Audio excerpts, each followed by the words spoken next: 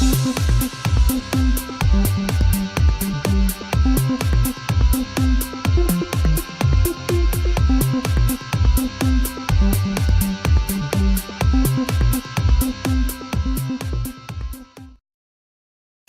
there, RetroTech Ralph here. I'm gonna do a comparison. Right, if you noticed a video not long since, I did Sega Game Gear. Chrissy gave me a Sega Game Gear, the kindness of his heart. Massive thank you. It's been a pleasure. Well, it's not, we're a pain in the arse actually doing the recapping, but absolutely a pleasure. Now it's finished and done. But I'm going to do a comparison. Sega Game Gear. Fingerprints. It's going to get loads. Needs some more upgrades and whatever else. This is going to be another summer project for me, I think. Nothing major, nothing over the top. Just going to see what I can do. Maybe a new screen in there, maybe a... I've looked at the LED backlighting you can get for this, and it kind of does improve the screen a little bit, but not enough to be any use. So, I don't know. We're on batteries at the moment, all fully together, everything works absolutely perfect. But I'm going to compare this to my other handheld console. No, I don't own Atari Lynx. No, I don't have... What else is there? Game Boys or stuff like that. I have, in a Logitech case, the PSP. Now, I bought this one quite a while ago, and it switched on anyway, so let's turn that off, because I wanted to be part of a demo. Bought this one. This is the first model, the PSP 1000. I think it's 1003. I'm not entirely sure. Yeah, 1003 says at the bottom of... God, I can't see a thing today with this, can I? All the silver, all the white spots. It's 1003. So it's the Mark I first model of the PSP, and I do prefer it. But look at that for a comparison. It's quite scary, the size of these. You've got the 90s technology, you've got 2000s technology. We have got the Wii U, which is a control, a portable sort of thing, but does still marry itself to the original Wii, which this also does as well, with lots of fingerprints on the front, where this connects itself to the PS. Hello. See myself in a reflection then.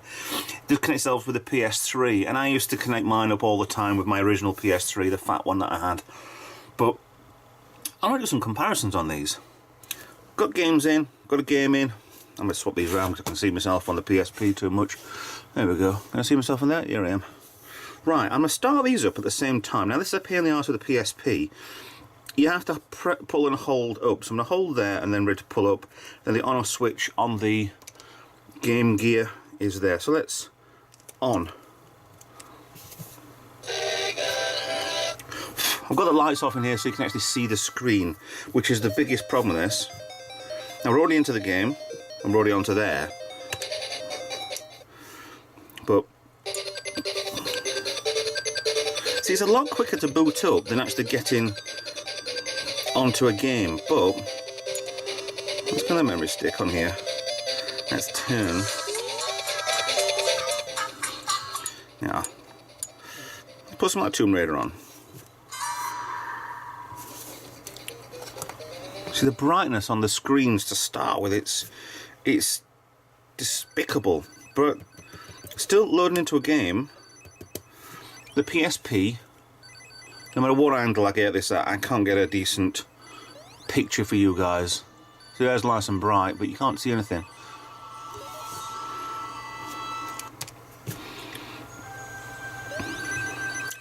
See, if you could get that screen and put it in here, I would be so happy with that.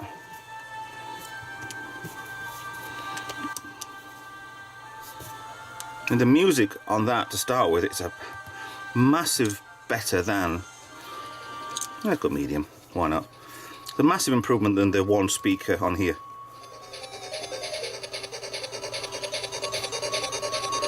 I mean, there is no problem with that whatsoever. There is brightness options in this. What's a man gotta do to get that sort of attention from you? If that's the sort of attention you want, Yes, Larson. Thank you. So even if I turn the lights off in here, still can skip cinematic.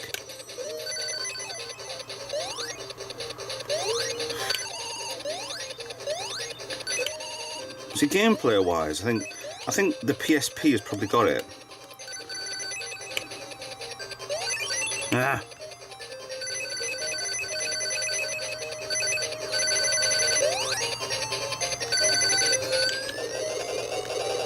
Oh.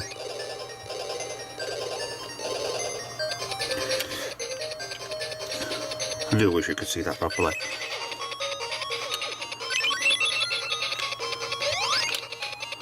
I do wish you would have seen that. You can't tell it at all, can you? There we go.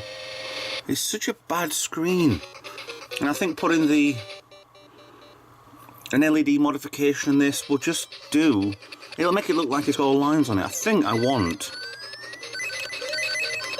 similar to what Chris has done with his, and put a modification there for the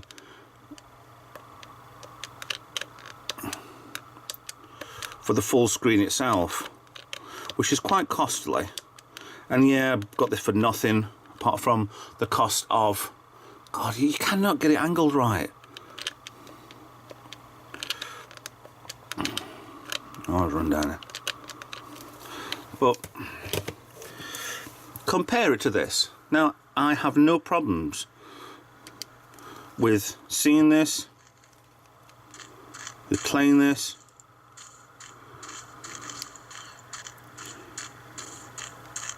With you even seeing this and me looking at the same time. The only problem I've got is a reflection on the screen. Which I don't like, because I'm looking at myself now. You're looking at myself. Where am I? I'm here. There you go. But that's all I see. But the control-wise are just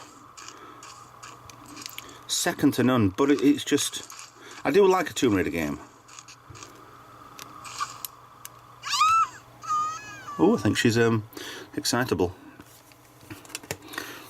But a full comparison on this can only be done when they're turned off. The screen size, between my thumbs is the screen size, you can see there, but it dwarfs the size of the screen on the Game Gear. Height wise, it's maybe a few couple centimeters higher. Width wise, it's about 2 inch wider. But the whole PSP would easily fit inside of one of these. Battery wise, we've got one battery in there, 3.6 volts.